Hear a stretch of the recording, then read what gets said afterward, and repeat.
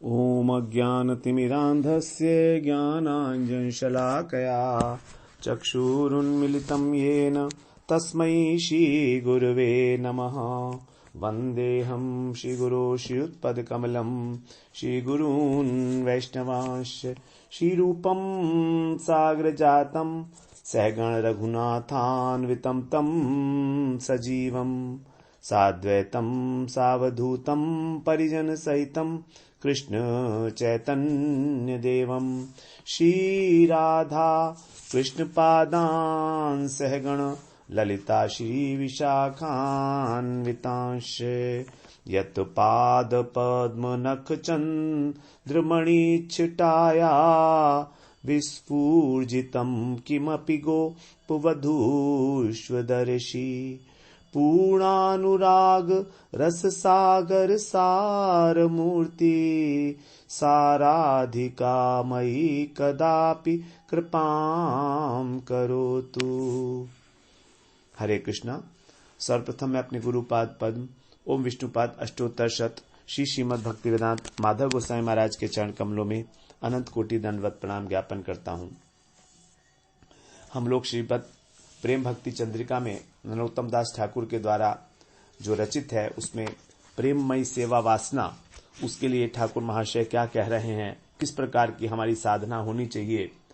तो हम लोग 101वीं त्रिपदी में श्रवण किए कि आन कथा ना बोलिबो आन कथा ना सुनिबो, अर्थात कृष्ण के इतर, कृष्ण के अतिरिक्त ना तो कथा कोई बोलनी है और ना कोई सुननी है। सकल ही करीबो परमार्थ, और सब प्रकार से केवल एकमात्र परमार्थ का ही आश्रय। परमार्थ क्या? कृष्ण, जो हमारे जीवन के परम अर्थ हैं, जिनकी हमें प्राप्ति करनी है कृष्ण प्रेम की, वही हमारा परमार्थ है। तो केवल हमको उसी के विषय में कथा सुननी है और उसी के विषय में कथा बोलनी है। इसी प्रकार की प्रार्थना है कि मैं अपने अभीष्ट कथा की श्रवण करने की लालसा को अपने हृदय में उत्पन्न कर पाऊं। ये लालसा हमारे हृदय में उत्पन्न नहीं हो रही है। हमें पता तो है कि सुननी चाहिए, लेकिन तो भी हम कर नहीं पा रहे हैं। इसके लिए प्रार्थना की जा रही है कि मेरे हृदय में वो लोभ, वो लालसा उत्पन्न करा दीजिए आप, क्योंकि इसके बिना सब कुछ अनर्थ है। जो कुछ भी है सब कुछ व्यथा है भगवान की कथा के अतिरिक्त। अब 102वीं त्रिपदी में कृष्ण तत्व के विषय में बता रहे हैं।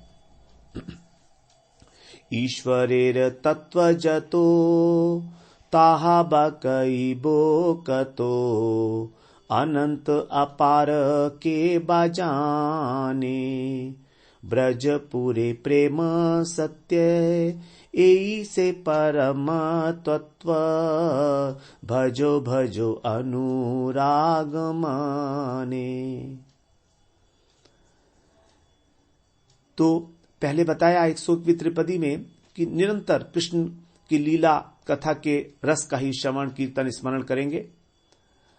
तो फिर प्रश्न ये उठेगा कि जो कृष्ण का तत्व है, जो कृष्ण की महिमा है, उसका श्रवण कीर्तन कब करें, क्योंकि कृष्ण तत्व को जानना भी आवश्यक है।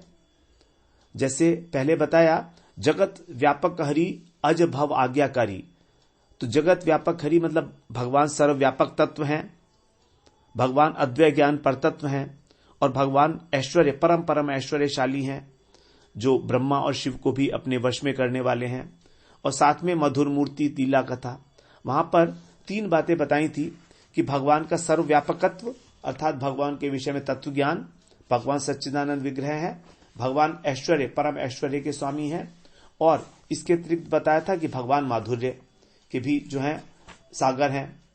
तो इस प्रकार से वहां 3 बातें बताई थी और बताया था कि जो इन तीनों को जानता है वही परम उत्तम है और हमें उसी का संग करना है। तो इसका मतलब तत्व ज्ञान जानना भी आवश्यक है। और पिछली त्रिपदी में कहा कि आप लीला कथा के अंदर डूब जाइए सब प्रकार से, और कुछ नहीं सुनिएगा। अब और कुछ नहीं सुनिएगा, इस और कुछ नहीं में क्या तत्व ज्ञान आता है? और अगर आता है तो उसको सुनने के लिए क्यों नहीं कहा गया? उसके लिए विशेष अलग से प्रयास करने के लिए क्यों नहीं कहा गया? तो इसीलिए यहां पर कह रहे हैं, ईश्वरीय तत्व जतो ताहा बा कहिबो कतो, अर्थात जो ईश्वर का तत्व है वो कहां तक कहेंगे, उसकी लीला तो अपार है, अनंत है। यद्यपि ऐसा कहा गया है कि जो तत्व ज्ञान है उसी की नींव के ऊपर रस का आस्वादन होता है। जो लीला कथा को श्रवण करने से हमको रस मिलेगा, उस रस का आस्वादन तभी हो सकता है जब हमारा जो तत्व ज्ञान बिल्कुल पक्का है।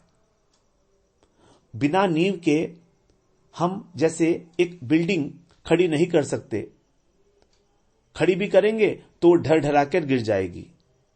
उसी प्रकार से जब तक हमारे हृदय के अंदर भगवान की महिमा, भगवान का तत्व ज्ञान नहीं है, तब तक उस लीला कथा को सुनेंगे लेकिन आस्वादन नहीं होगा। अब जैसा कहा गया, लोग कथाएं सुनते तो हैं लीला की, लेकिन उसका आस्वादन नहीं होता। जिस कोटि का आस्वादन होना चाहिए वो नहीं होता, अर्थात उनके हृदय में आनंद नहीं आता, प्रेम की उत्पत्ति नहीं होती, रस नहीं बनता उस कथा से। तो फिर क्या करें? उसको कब सुने? लीला कथा को सुने या तत्व ज्ञान को सुने? तो उसके लिए यहां कह रहे हैं कि भगवान के जितने भी तत्व हैं वो ताहा बा कही वो कतो, कहां तक कहोगे? How far you can do it, कितना कहोगे? क्योंकि उसकी कोई सीमा ही नहीं है। तो कह रहे हैं कृष्ण तत्व को भला मैं कितना कह सकता हूं, क्योंकि वो कैसा है? अनंत अपार, अनंत है और अपार है। के बा जाने, कौन उसको जान पाया है आज तक? उसका कोई और छोर ही नहीं है। कृष्ण की महिमा, कृष्ण का तत्व इतना अगाध है, अनंत है। अब अनंत को तो मैं कहां से कहूंगा? इसलिए कह रहे हैं कि भैया वो तो अनंत है, तो फिर क्या करें? ब्रजपुरे प्रेम सत्य, जो ब्रजपुर में प्रेम है, अर्थात मन से कह रहे हैं कि जो ब्रज प्रेम भक्ति है वो वही सत्य है और वही परम तत्व है। कृष्ण का तत्व तो तत्व है, ठीक है, लेकिन परम तत्व क्या है? ब्रज का जो प्रेम है वही परम तत्व है। भजो भजो अनुराग मने, इसलिए तुम अत्यंत प्रीति पूर्वक ब्रज प्रेम भक्ति जो है उसका ही अनुष्ठान करो, उसका ही भजन करो, अत्यंत प्रेम पूर्वक। तो तत्व ज्ञान की बात तो बहुत अच्छी है, करनी चाहिए, जाननी चाहिए। इस विषय में जो ब्रह्मा जी हैं, उन्होंने जब भगवान की स्तुति की है ब्रह्म विमोहन लीला में, तो ब्रह्मा जी 10वें स्कंद के 14वें अध्याय के और 11वें श्लोक में कह रहे हैं, ब्रह्मा जी वर्णन कर रहे हैं, क्वाहम तमो महदहम खच्चराग्निवार्भू संवेष्टितांड घट सप्तवितस्तिकायः क्वे द्रग्विधा विगणितांड पराणुचर्या वाताध्वरोम विवरस्य च ते महित्वम्। हे प्रभु, अपनी तुच्छता बता रहे हैं कि आप कहां और मैं कहां। कह रहे हैं तमोहम, आप जो तम है, तम का मतलब प्रकृति, यहां पर महत का मतलब महत तत्व। तो प्रकृति के ऊपर भगवान जब ईक्षण करते हैं तो उसके बाद महत तत्व की उत्पत्ति होती है। तो कह रहे हैं सबसे पहले तम अर्थात प्रकृति, उसके बाद महत तत्व, उसके बाद अहंकार, और उसके बाद फिर है आकाश, खम माने आकाश, फिर चर माने वायु, अग्नि का मतलब अग्नि, वा माने जल, भूमि माने भू माने भूमि। तो इस प्रकार ये 8 चीजें बताई, प्रकृति, महत तत्व, अहंकार, उसके बाद पंच महाभूत आकाश, वायु, अग्नि, जल और पृथ्वी। ये 8 आवरण जो हैं, इनके द्वारा ये जो ब्रह्मांड है ये परिवेष्टित है, इनके द्वारा ये ब्रह्मांड परिवेष्टित है। तो आप तो जो है इस प्रकार के हैं जो ब्रह्मांड परिवेष्टित है। और कहां मैं? क्वा माने कहां मैं, अहम, मैं कितना बड़ा हूं, मैं कितना बड़ा हूं? कह रहे हैं 3.5 बीते का, 3.5 हाथ का हूं मैं। तो कहां 3.5 हाथ वाला मैं और कहां ये सब कुछ, इतना अंतर है। इस प्रकार इद्रक विधानी विगणित तांड पराणु चर्या, इस प्रकार जो कहा गया, आपके जो रोमकूप हैं उनके अंदर अनंत ब्रह्मांड विचरण कर रहे हैं। कैसे? वाताध्वान है गपाक्ष इव, जैसे झरोखे से घर में जब प्रवेश करने वाली किरणें हैं तो उनके अंदर अगणित कण दिखाई देते हैं। हम देखते हैं ना, जब इस झरोखे से, एक गवाक्ष से जब एक प्रकाश की किरण आती है तो उसके अंदर छोटे छोटे छोटे छोटे से जो उड़ते हुए दिखते हैं कण धूलि के, वो उस प्रकार से ये सारे ब्रह्मांड जो हैं, ये सारे ब्रह्मांड आपके अंदर विचरण करते हैं रोमकूप में। तो आपके रोमकूप रूपी जो झरोखा है उस जाली में ये धूलि कण की तरह चक्कर खाते हुए ब्रह्मांड, ऐसी है आपकी महिमा। तो कहां तो मैं और कहां ये 8 आवरणों से जो घिरा हुआ ब्रह्मांड रूपी आपकी देह है, विराट रूप। तो आप कितने बड़े हैं और मैं कितना छोटा हूं। तो यहां पर जो महत सृष्टा है कारुणोदकशायी विष्णु, उनके साथ कृष्ण की एकता का वर्णन करते हुए यह बात कही जा रही है, क्योंकि कृष्ण के अंश है ना, कृष्ण के अंश के अंश के अंश है महत तत्व, महत सृष्टा जो कारुणोदकशायी विष्णु है। तो अनंत कोटि ब्रह्मांड इन कारुणोदकशायी विष्णु के रोमकूपों में धूल कण के समान प्रकट होते हैं और उन्हीं में प्रवेश कर जाते हैं। जब वो श्वास छोड़ते हैं तो प्रकट हो जाते हैं, जब वो श्वास लेते हैं तो उनमें प्रवेश कर जाते हैं। इस प्रकार के जो कारुणोदकशायी विष्णु हैं, वे आपके जो आप परम अंशी हैं, कृष्ण हैं, उनके अंश के भी अंश के अंश हैं, इस प्रकार से। और मैं जो हूं केवल 3.5 बित्ते का एक साधारण सा व्यक्ति हूं। तो किसी भी प्रकार से मैं आपकी महिमा का गान करने में समर्थ नहीं हूं। आपकी महिमा जो है उसके अतिरिक्त मैं अत्यंत तुच्छ हूं। यह है भगवान की महिमा। अब आगे भगवान के जो गुण हैं और भगवान के जो लीलाएं हैं उसकी विषय में बता रहे हैं कि वो कितने अनंत हैं। भगवान के गुण और भगवान की लीलाएं अनंत हैं। कह रहे हैं, गुणात्मनस्तेऽपि गुणान् विमातुम् हितावतीर्णस्य क ईश्वरस्य कालेन यैर्वा विमितासु कल्पैर्भूपांशवः खेमिहिकाद्युभासः। हे देव, अस्य माने इस विश्व के हितावतीर्णस्य, हित के लिए अर्थात इसका पालन करने के लिए आप अवतीर्ण हुए हैं। और गुणात्मन है, आप गुणों के अधिष्ठाता हैं। ते माने तुम्हारे, गुणान माने गुणों की, विमातुम गिनती करने में, क ईश्वरे कौन समर्थ हो सकता है। आपके गुणों की गिनती करने में अर्थात कोई भी समर्थ नहीं हो सकता। यदि कहें कि कोई बहुत निपुण व्यक्ति होगा, वो बहुत समय तक गिनती कर भी सकता है, तो कह रहे हैं सुकल्पई, अर्थात जो अत्यंत निपुण व्यक्ति है वो भी वही वाक काले ने, बहुत जन्मों के कठोर परिश्रम से, यदि भूपांशव जो धूली कण है पृथ्वी के ऊपर उनकी, और मिहिका माने हिमकण, और द्युभास माने नक्षत्र जो तारे हैं उनकी विमिता माने गिनती करने में समर्थ हो भी जाए तो भी आपके गुणों की गिनती नहीं हो सकती है।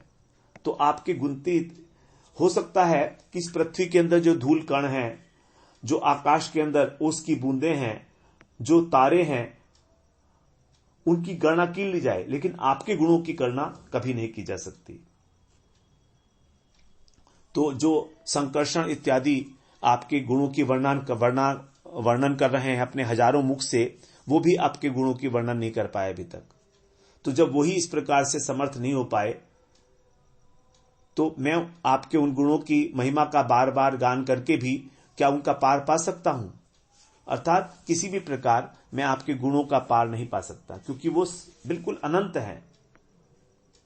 भगवान ने उद्धव जी से कहा है 11वें स्कंध में 13वें अध्याय में और 40वें श्लोक में, मां भजन्त्य गुणा सर्वे निर्गुणम निर्विशेषकम सुहृदम सर्वभूतानां यस्य स्मयस्यादयो गुणः।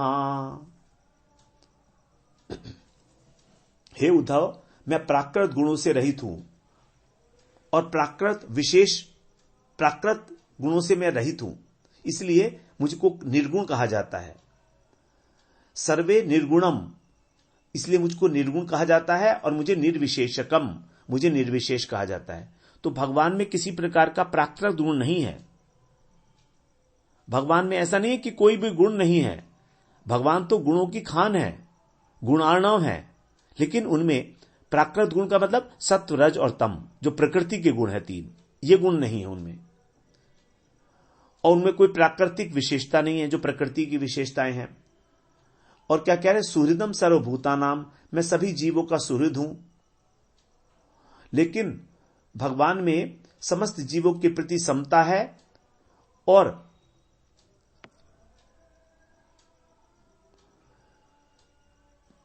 आसक्तिहीनता है, क्योंकि उनके अंदर किसी प्रकार भी प्रकृति के सत्व, रज और तम का विकार नहीं है। तो इस प्रकार से भगवान के अंदर जो जीवों के प्रति समता है वो सत्वगुण का परिणाम नहीं है, क्योंकि बताया गया है कि सत्वगुण जिस व्यक्ति के अंदर होता है वो सभी व्यक्तियों के अंदर समता रखता है, समदृष्टि होती है उसकी।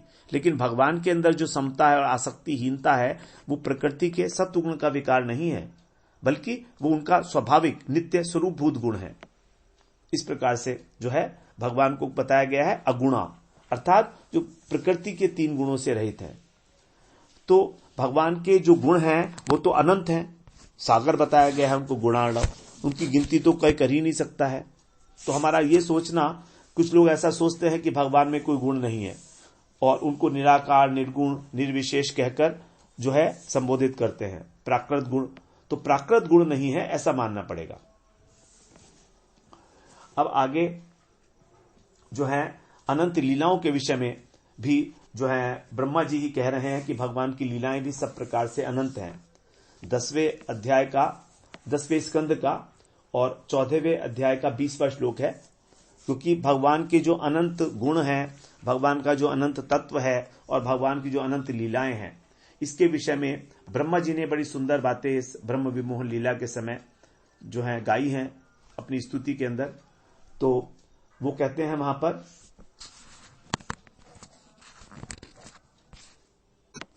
10वें स्कंध के और 14वें अध्याय के 21वें श्लोक में कह रहे हैं, को वेत्ति भूमन भगवन् परात्मन योगेश्वरोतीरभवत् भवितस्त्रिलोक्याम् क्व वा कथं वा कति वा कदेति विस्तारयन् क्रीडसि योग मायाम।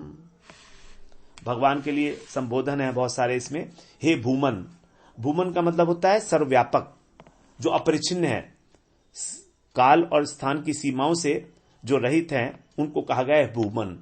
हे भगवान, अर्थात हे सर्व ऐश्वर्य युक्त, भगवान षड ऐश्वर्य युक्त हैं।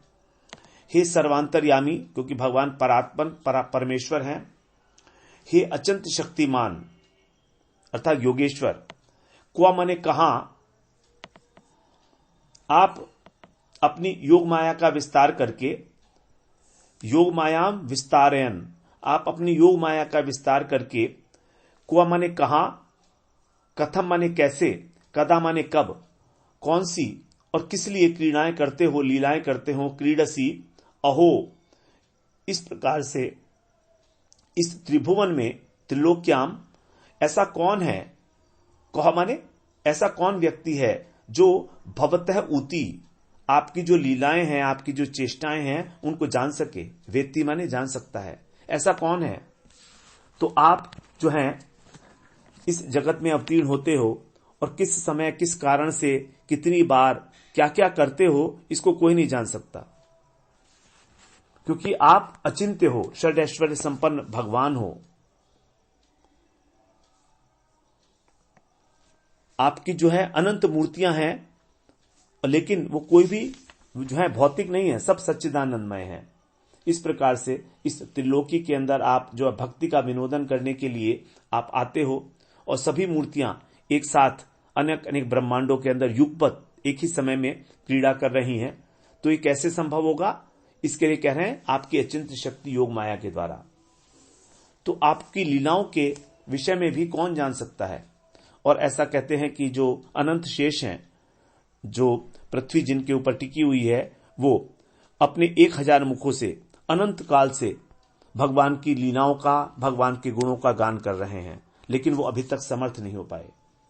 तो ब्रह्मा जी फिर इतना कहकर भगवान की तत्व ज्ञान के विषय में अनंतता, भगवान की गुण के विषय में अनंतता और भगवान की लीलाओं के विषय में उसकी अनंतता को प्रतिपादित करते हुए अंत में बोल देते हैं भगवान से 10वें स्कंध के 14वें अध्याय के ही 38वें श्लोक में, जानन्त एव जानन्तु किम बहुक्त्यान में प्रभो मनसो वपुषो वाचो वैभवम तव गोचरः। अर्थात हे प्रभो, बहुक्तया माने बहुक्ति, बहुत बोलने वाला, तो किम जानन्तः, जो भगवत तत्व को जानने का अभिमान करते हैं वे कहते हैं कि हम जानते हैं आपकी महिमा को, तो कहते हैं उनको कहने दो।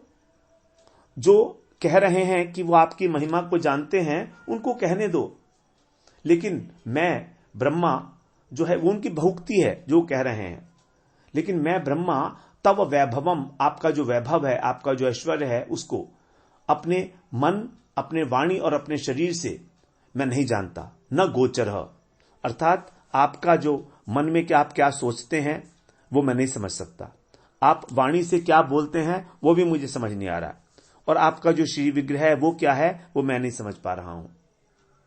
तो आपके सामने बहुत बोलना तो मूर्खता का परिचायक ही होगा, एक बहुक्ति होगी, लेकिन फिर भी कुछ लोग हैं जो कहते हैं कि आपको जानते हैं, तो कहते हैं उनको कहने दो, जानंत एव जानंतु, उनको कहने दो। लेकिन आपका ऐश्वर्य मेरे मन के, मेरी वाणी के और मेरे शरीर के गोचर नहीं है। मेरी वाणी समर्थ नहीं है कि आपकी महिमा का गान कर सके, मेरा मन ये समझ नहीं सकता कि आप क्या सोचते हैं, तो किस प्रकार से मैं आपकी महिमा का गान कर सकता हूं। अंत में ब्रह्मा जी यहां पर कहकर और फिर चुप हो गए हैं, कहते हैं कि मैंने जो है बता दिया है आपको किसी भी प्रकार। तो ये जो है ब्रह्मा जी विश्व सृष्टा हैं, हमारे आदि जीव हैं, आदि गुरु हैं।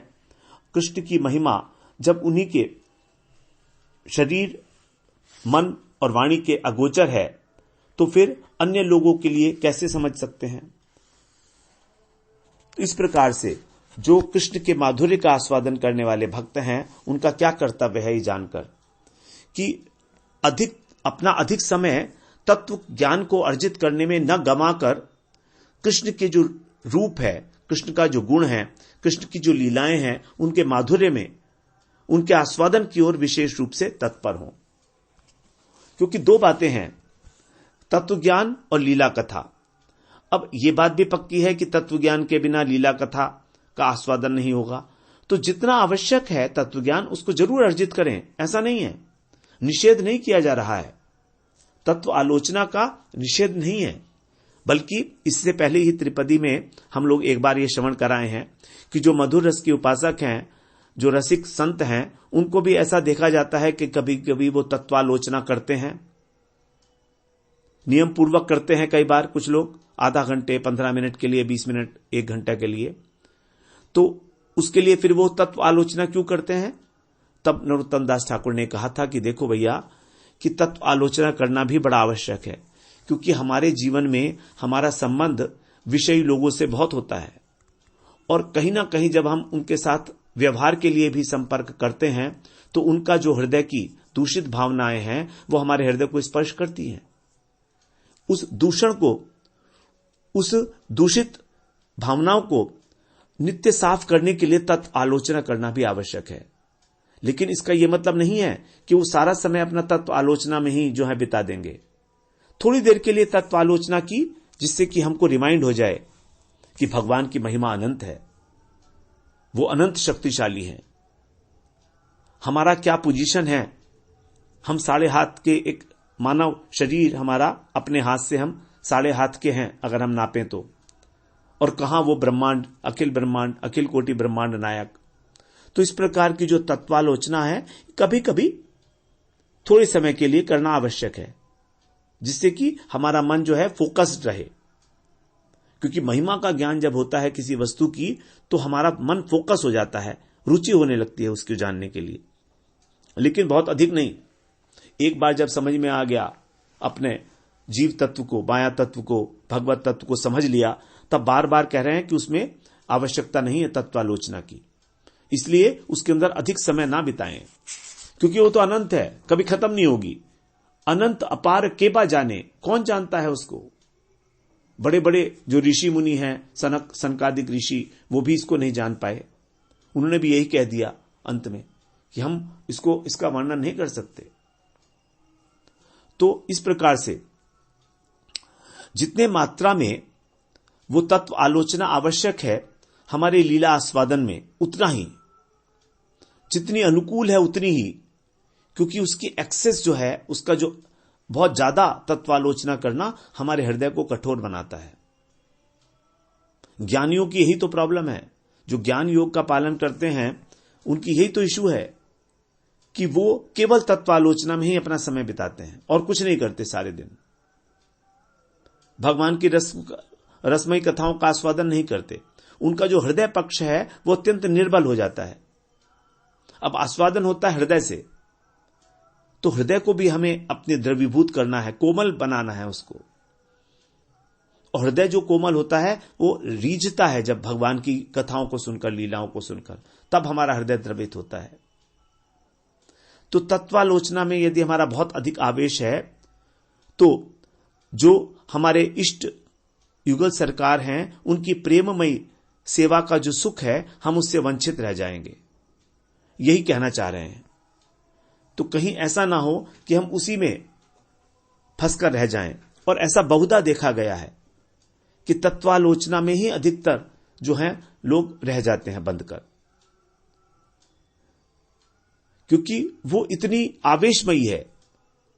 जब हम राधा तत्व, कृष्ण तत्व, माया तत्व, जीव तत्व, भक्ति तत्व, गुरु तत्व, वैष्णव तत्व, इनकी विवेचना करते हैं तो बड़ा आवेश हो जाता है। अनेक तत्व हैं, कम से कम 15-20 तत्व हैं जिनको विषय में हमें जानना ही चाहिए, there is no doubt about it. लेकिन एक सीमा तक, जब एक बार जान लिया देन एनफ इज एनफ। जब हमने जान लिए कि गुरु तत्व, वैष्णव तत्व, शक्ति तत्व, गौर तत्व, नित्यानंद तत्व, राधा तत्व, सबको जानना आवश्यक है। इस प्रकार से जितनी मात्रा में अनुकूल है, और प्रारंभिक अवस्था में तो विशेष रूप से जानना आवश्यक है। प्रारंभिक अवस्था में विशेष रूप से, उसके बाद जब एक बार स्थिति बन गई वहां, तब उनका जो है कभी कभी हम अनुशीलन कर सकते हैं।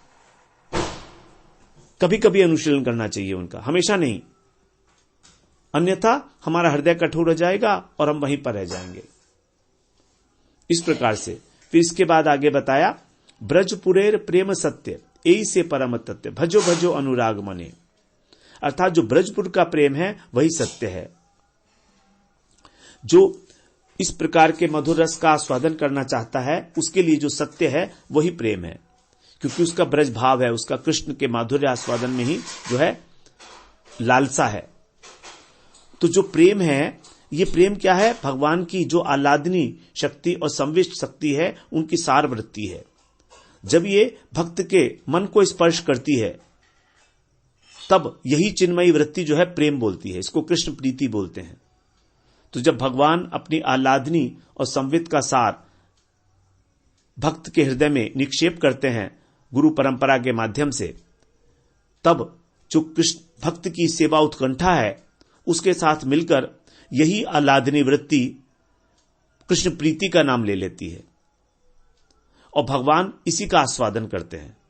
कृष्ण भक्त के हृदय में जो कृष्ण प्रीति है उसका भगवान आस्वादन करते हैं। तो जो इस संसार के अंदर प्रेम है वो जैसे स्वदेश प्रेम, मातृ प्रेम, पितृ प्रेम इत्यादि, ये सब प्रेम नहीं है। ये तो कहने मात्र के लिए कह दिया गया है कि प्रेम है, वास्तविक प्रेम नहीं है इनमें से कोई भी। प्रेम जो है केवल वही है जो भगवान से होता है। कृष्ण प्रीति ही वास्तव में प्रेम है, क्योंकि वो चिन्मयी शक्ति है, चिन्मयी वृत्ति है। और संसार के अंदर जो है वो सब जड़ीय प्रेम है, नश्वर है। इसलिए ठाकुर महाशय कह रहे हैं कि ब्रजपुरे प्रेम सत्य। तो इसमें ऐसा लग सकता है कि अगर ब्रज का ही प्रेम सत्य है तो वैकुंठ, अयोध्या, द्वारका, क्या इनका प्रेम सत्य नहीं है? तो ये बात जो कही गई है ब्रजपुरे प्रेम सत्य, इस आशय से नहीं कही गई है। सभी भगवत धामों के अंदर भक्तों के अंदर जो अपने इष्ट के प्रति प्रेम है वो सत्य है, उसमें कोई संदेह नहीं। लेकिन जो प्रेम की पराकाष्ठा है वो ब्रज में ही हुई है, क्योंकि कृष्ण जो है ब्रज के अंदर ही पूर्णतम है। द्वारका में कृष्ण पूर्ण है, उसके बाद मथुरा में पूर्णतम है और ब्रज में वो पूर्णतम है। तो कृष्ण जो है, क्योंकि मथुरा और द्वारका में ऐश्वर्य मिश्रित ज्ञान है प्रेम में, वहां पर संभ्रम संकोच है कृष्ण के साथ मिलने में, वो वाला प्रेम कृष्ण को कभी वशीभूत नहीं करता। लेकिन ब्रज के अंदर कृष्ण जो है वशीभूत हैं ब्रजवासियों के, क्योंकि यहां पर किसी प्रकार की संभ्रम बुद्धि नहीं है, ऐश्वर्य ज्ञान नहीं है। ऐश्वर्य परम ऐश्वर्य इस ब्रज के अंदर परम ऐश्वर्य जो है देखा जाता है, लेकिन फिर भी माधुर्य की अतिशयता के कारण ऐश्वर्य वहां पर दब जाता है। हम इसके विषय में पहले भी चर्चा कराए हैं कि भगवत्ता का सार माधुर्य है ब्रज में, ऐश्वर्य नहीं है। ऐश्वर्य अपनी पूर्णतम मात्रा में है, लेकिन वो केवल माधुर्य को ही पोषण करता है, उसको बढ़ाकर और फिर खुद शांत हो जाता है, विलीन हो जाता है उसी में। जैसे एक लहर उठती है समुद्र में, तो लहर की तरह उठता है और फिर समुद्र में ही विलीन हो जाता है। तो ब्रज में जो प्रेम है भगवान के प्रति, वो ऐश्वर्य ज्ञान से बिल्कुल शून्य है। केवल मेरा मोर पुत्र, मोर सखा, मोर प्राणपति, ये 3 शब्द, इस प्रकार का प्रेम, अर्थात वात्सल्य, सख्य वात्सल्य और मधुर। इसलिए ब्रज को छोड़कर और अधिक जहां पर भी है, वैकुंठ में, अयोध्या में, मथुरा में, द्वारका में, जो भी है, वो सर्वत्र प्रेम जो है ऐश्वर्य ज्ञान की उपाधि से युक्त है। विशुद्ध प्रेम जो है वो ब्रज में है। इसलिए यहां पर कहा गया ब्रजपुरेर प्रेम सत्य, यही से परम तत्व, यही जो है प्रेम तत्व है, वास्तव में परम तत्व है। पूर्णतम विकास जो है प्रेम का ब्रज में हुआ है, इसलिए इसको कहा गया परम तत्व। क्योंकि जहां पर भी ऐश्वर्य ज्ञान होगा वहां पर प्रेम का उल्लास नहीं होगा। कारण क्या है कि वहां पर सेवा नहीं की जा सकती उत्कृष्टतम रूप में। प्रेम क्या चाहता है कि अपने प्रेमी को अपने हृदय से लगाए रहे, ऐसा चाहता है प्रेम, कभी अलग नहीं होना चाहता। लेकिन जब संकोच हो जाता है, जब संभ्रम बुद्धि आती है, जब गौरव बुद्धि आती है, तो वहां पर जो है प्रेम के अंदर उतनी प्रगाढ़ता नहीं रहती है।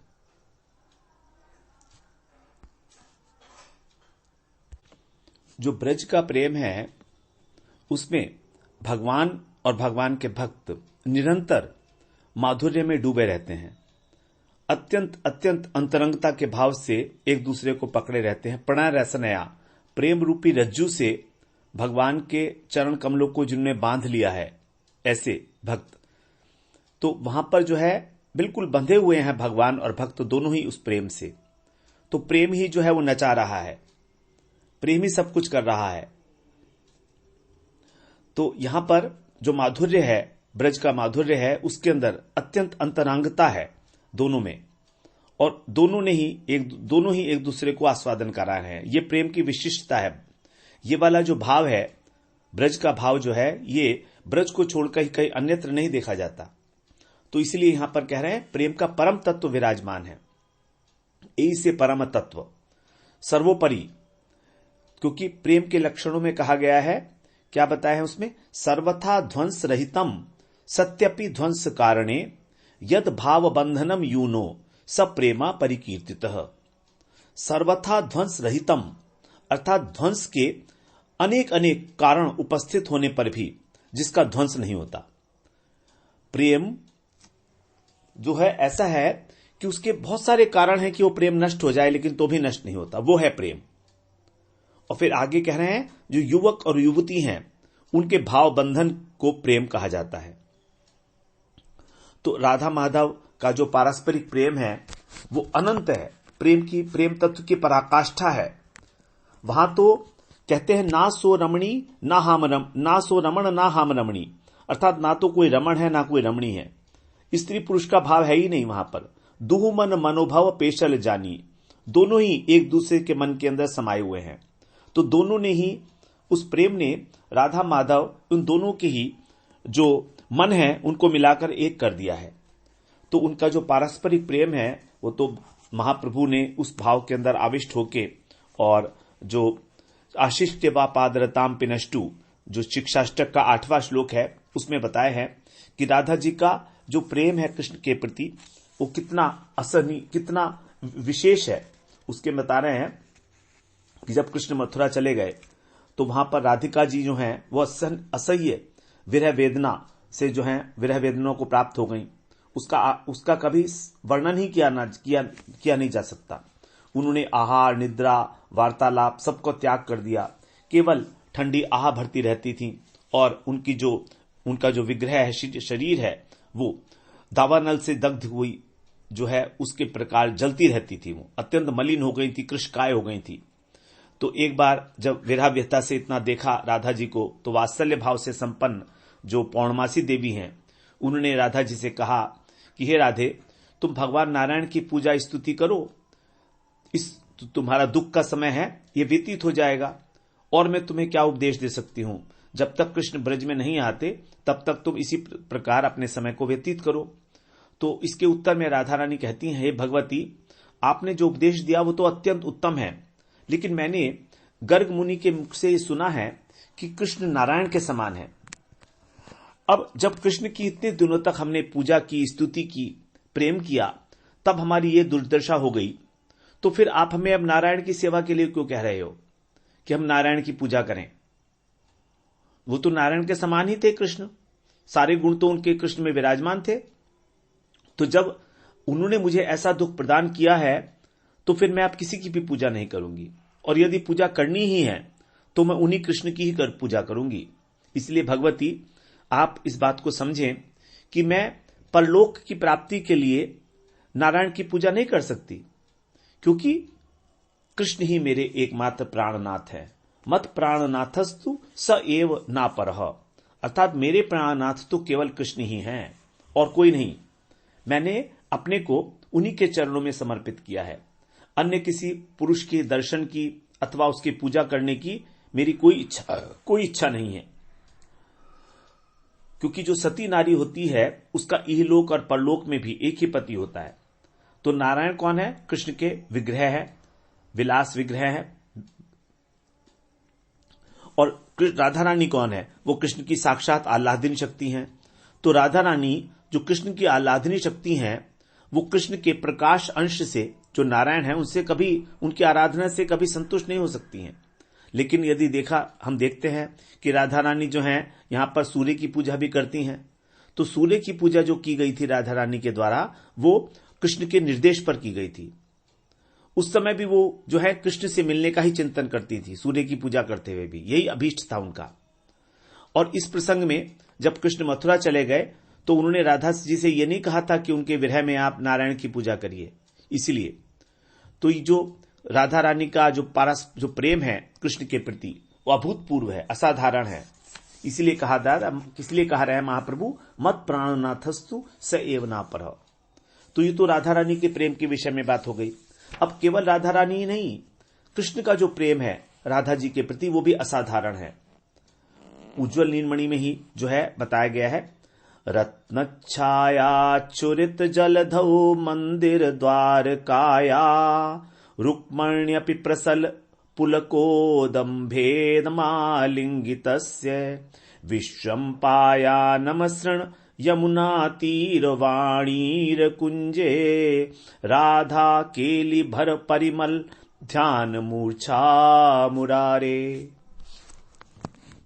जो द्वारकापुरी है वहां पर कृष्ण की क्या स्थिति है, राधा जी से उनका क्या प्रेम है, उसकी विशेषता को बताते हुए कह रहे हैं कि जब कृष्ण द्वारकापुरी में विराजमान थे, जहां पर अनंत ऐश्वर्य हैं, ऐसा रत्नमय मंदिर वहां पर, और किसके साथ विराजमान है? रुक्मणी अपी, जो रुक्मणी जी हैं, राजमहिषी हैं वो, तो उनके द्वारा सेवा किए जा रहे हैं और उनके द्वारा आलिंगतस्य, उनके द्वारा आलिंगन सुख भी प्राप्त कर रहे हैं। लेकिन तो भी भगवान कृष्ण को यमुना तीर वाणीर कुंजे, यमुना तट पर जो वृंदावन के कुंज हैं और वृंदावन में जो रहने वाली गोपियां हैं, उनमें राधा केली भर, जो राधा जी हैं सब गोपियों में प्रमुख, उनका स्मरण करने से परिमल ध्यान अर्थात उनके सौरभ का, राधा रानी के श्री विग्रह से जो सौरभ निकलता है, जो गंध निकलती है, उस गंध का ध्यान करने से मूर्छा मुरारे,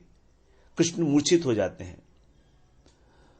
तो इस प्रकार जब कृष्ण एक बार द्वारकापुरी में रुक्मिणी देवी के द्वारा सेवित हो रहे थे और तो भी उनका मन जो है उधर रम नहीं रहा था, और उनको जो है वृंदावन में जो पुष्प से लती सज्जित कुंज हैं उनकी कभी कभी बातें याद आ रही थी।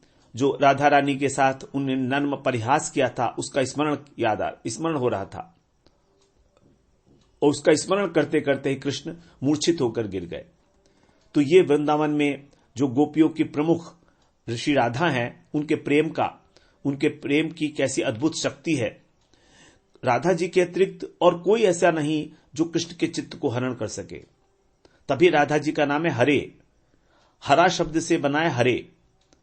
हरा का मतलब है जो हरण करती है, तो हरण करने वाली कौन है? राधा रानी, कृष्ण के चित्त को। इसलिए राधा जी के रूप पर, राधा जी के गुण पर कृष्ण सर्वदा मुग्ध हैं, उनके वशीभूत हैं। वैसे तो वो जो है अपनी द्वारका लीला में द्वारका के अंदर विराजमान है कृष्ण, लेकिन उनका जो चित्त है वो हमेशा ही राधा जी के गुण के रूप के स्मरण मात्र से मुग्ध होता रहता है। तो राधा रानी का प्रेम और कृष्ण का पारस्परिक प्रेम जो है वो अतुलनीय है, उसकी कोई उपमा ही नहीं कहीं पर भी। दोनों के ही मन मिलकर एक हो गए हैं।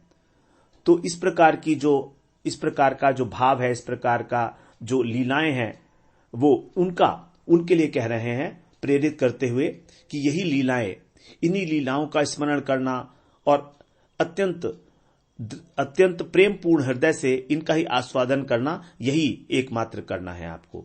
भजो भजो अनुराग मने, अपने अनुरागी मन से अथवा अनुराग पूर्वक श्री राधा माधव की इन लीलाओं का चिंतन करते हुए उनका भजन करो, क्योंकि तभी जो पारस्परिक प्रेम है दोनों का, क्योंकि प्रेम ही एक तत्व है जो दोनों को नचा रहा है।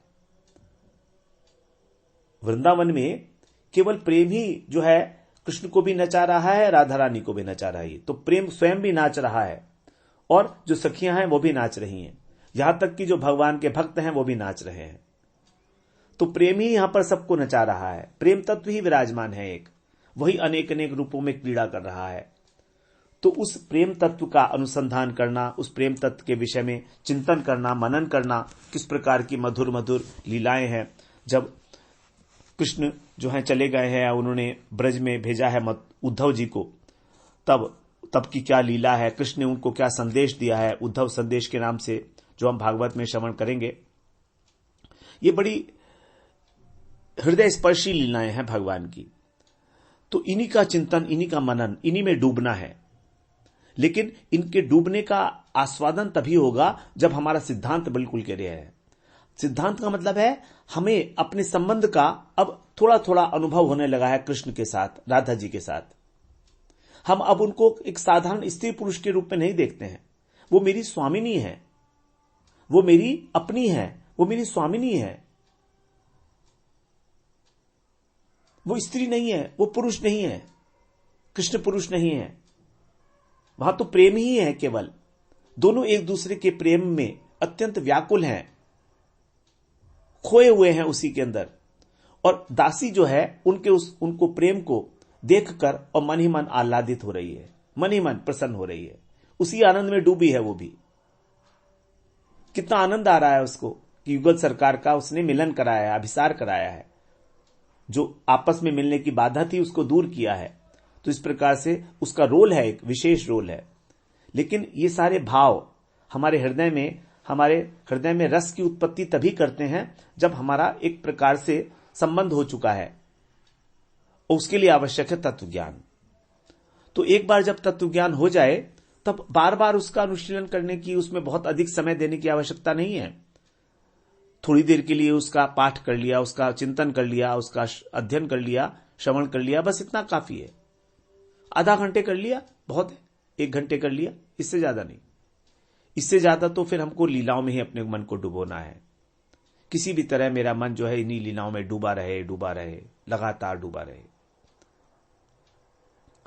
तो यहां पर मैं थोड़ी सी एक बात आपसे चर्चा करता हूं। मैं अपने विषय में ये बात बता रहा हूं। जब मैं आया था तो मुझे तो कुछ भी नहीं मालूम था। I was blank, almost blank, जब मैं यहां आया 6 वर्ष पहले। हमारे जो प्रभु जी हैं उन्होंने मेरे को बड़ी सुंदर बात बताई थी। उन्होंने कहा था कि देखो 3 वर्ष तक तुम केवल मेरी बात सुनोगे, बस और कुछ नहीं करोगे। जो मैं ग्रंथ पढ़ रहा हूं उसी का अध्ययन करोगे और कोई ग्रंथ का अध्ययन भी नहीं करोगे, बिल्कुल नहीं छुओगे किसी को भी। क्योंकि उन्हें पता था कि मेरे को जो है अध्ययन करने का बड़ा शौक है, तो इसलिए उन्होंने कहा था कि तुम भटक जाओगे और कुछ पढ़ोगे तो पहले तुम अपने सिद्धांत को क्लियर कर लो, बस लगातार सुनो। तो मैंने उनकी बातों को लगातार सुना, सुबह शाम 1-1 घंटे 2 घंटे नियम पूर्वक। ऐसा कभी नहीं होता था, कभी छूट भी गया तो मैं उसको सुनता था, रिकॉर्डिंग्स, उसके नोट्स बनाता था। सिद्धांत में एक बार जब पकड़ मजबूत हो गई तब प्रभु जी ने कहा कि अब तुम फ्री हो, अब तुम सिद्धांत पढ़ लिए, समझ में आ गए, तो अब तुम कुछ भी पढ़ो। तो 3 वर्ष तक कुछ भी नहीं पढ़ा मैंने, लगातार सुनता रहा और उसी के विषय में मनन चिंतन करता रहा। कोई लीला कथा की बात नहीं हुई, कुछ नहीं हुई। जो प्रभु जी बोलते थे उतना ही बस। तो उसी प्रकार से यदि हम अपने हृदय में सिद्धांत को एक बार क्लियर करके, चाहे 1 वर्ष लगे, 2 वर्ष लगे, 3 वर्ष लगे, 5 वर्ष लगे, उसके बाद फिर लीला में जब उतरते हैं तब वास्तव में हमारी प्रगाढ़ता आती है।